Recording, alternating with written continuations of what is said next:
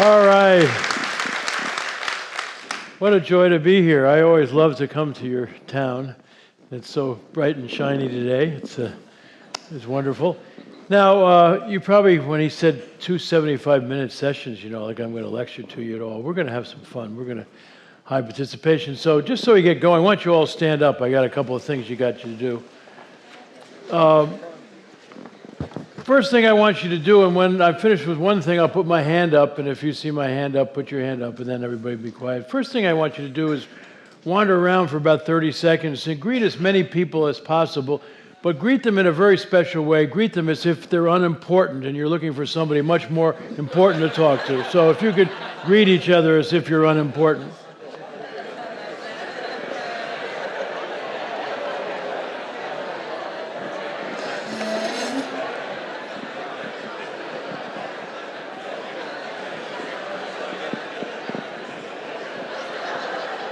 Okay, stop where you are, but don't sit down.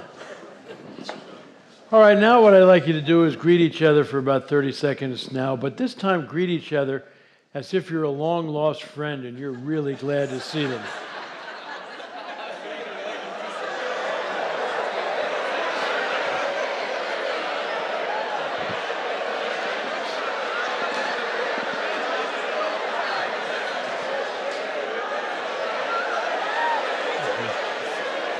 Okay, you can sit down.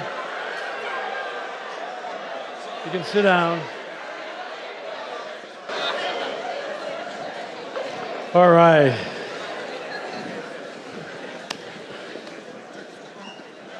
All right, well, why did I do that, except I'm from California? We're going to bring in some hot tubs in a little while. But the reason I did that is that to run a great organization, great family, great church, great anything, you have to know how to manage people's energy, including your own. Now, where was there more energy in the room, the first activity or the second? Second, significant. Now, what did I do to change the energy in the whole room? All I changed was what you were thinking about. From a negative thought, these are unimportant people, to these are long-lost friends. And the whole energy in the room changed. It's so interesting that not only did the energy change, but I didn't tell you how to behave when I put in your head those two thoughts. You automatically did. It's so interesting, it says in the Bible, as a person thinketh, they become. And what happened when I said these are unimportant people? Very little eye contact, very little touching, You looked around, it looked like you were dealing with a lot of unimportant people. Then I said these are long-lost friends. What happened? Your faces lit up, you started to laugh, you started to hug each other, everybody's behavior changed. It's really kind of powerful. How many of you know that the computer and the mind have a lot in common? Have you ever thought about that? Both your computer and your mind don't know the difference between the truth and what you tell it. You put information in a computer, it doesn't say, where'd you get these facts? These facts are wrong. What does the computer do? It does whatever it can with what? The information you've given it. What have we said about the computer for years? Garbage in, what? Garbage out. Do you know it's the same way with your mind? If you woke up this morning and looked in the mirror and said, you are fabulous, your mind's not going to say, who are you kidding? I know you a lot better than this. And so what we put in our mind is so important. And one of the things, people ask me, what business are you really in? I think, it's really changing the way people think about leading and motivating people. I mean, that's really been my mission for a long time. And so today is really about belief systems. And it's so interesting. Most of you already know the stuff we're going to talk about.